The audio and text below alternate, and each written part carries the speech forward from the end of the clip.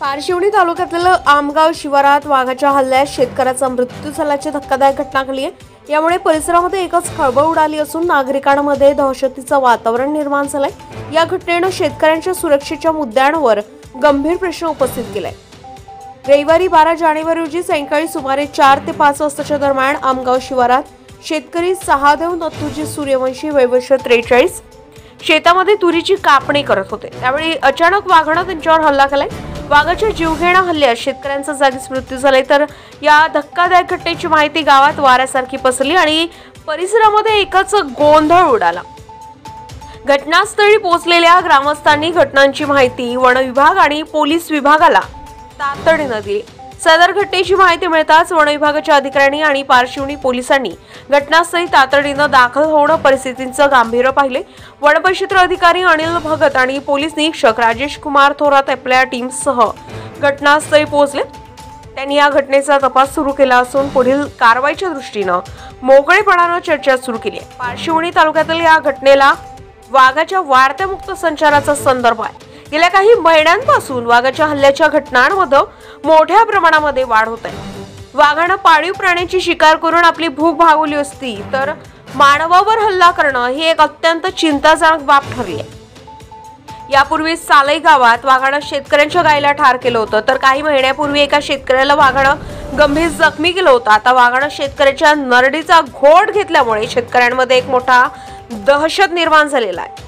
शेतकऱ्यांसह गावकऱ्यांना वाघाच्या हल्ल्यामुळे मोठ्या संकटाचा सामना करावा लागत आहे। शेतकरी, भुजंग ढोरे आणि इतर नागरिकांनी वन विभागाला हल्लेखोर वाघाचा कायमस्वरूपी बंदोबस्त करण्याची मागणी केली।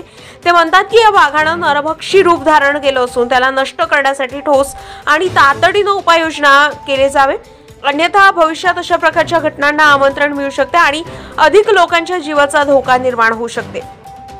या घटनेने ना केवळ आमगाव शिवारातील गावामध्ये शेतकऱ्यांमध्ये संपूर्ण पारशिवनी तालुक्यामध्ये दहशत निर्माण केलेली आहे आणि नागरिकांना आपल्या रोजचं जीवनमान सुद्धा धोक्यात असल्याची स्थिती आहे। सर्वसामान्य नागरिकांना शेतातील कामे करताना, बाहेर जाताना वाघाच्या हल्ल्याचा धोका निर्माण झालाय।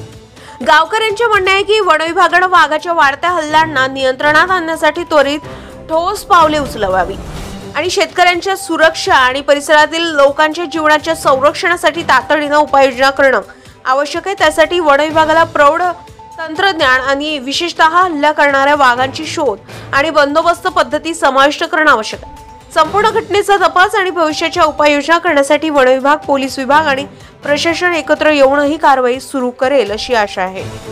गरजा महाराष्ट्र 24 न्यूज करिता पंकज चौधरी सोबत ऋषभ बावणकर, पारशिवनी, नागपूर।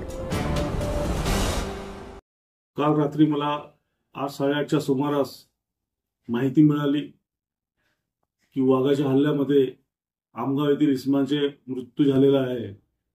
मी लगेच घटनास्थळी पोहोचलो।